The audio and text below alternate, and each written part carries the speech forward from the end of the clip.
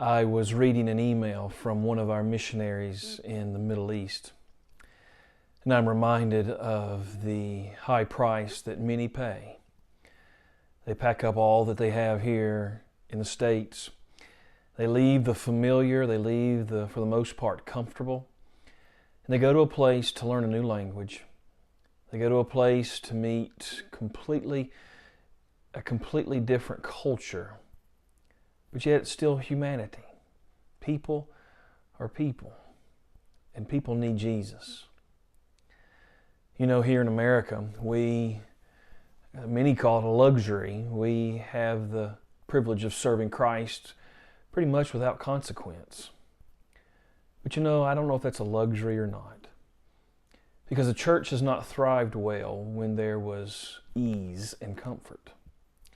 The church has done best whenever she has had the fires of persecution, the pressures of conformity. When the church has been pressed, she has risen and she has grown.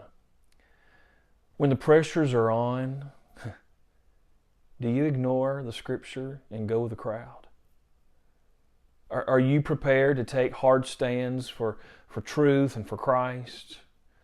Or do you rationalize and make excuses for rejecting biblical standards? Hey, it boils down to this. Are you ashamed of Jesus in public places or in a mixed crowd? God, show me in my own heart where there's cowardice. We've been looking at the churches in Revelation 2 and 3, and the church at Smyrna was a church that to follow Christ required great consequence.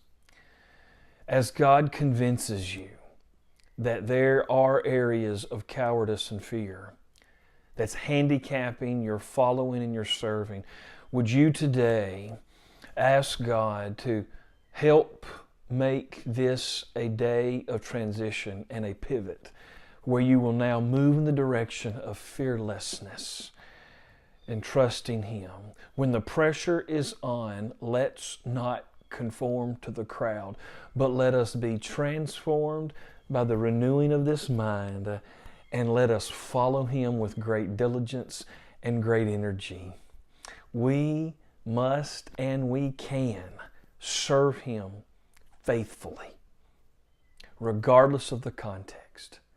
Let us press toward the mark, and let us press hard.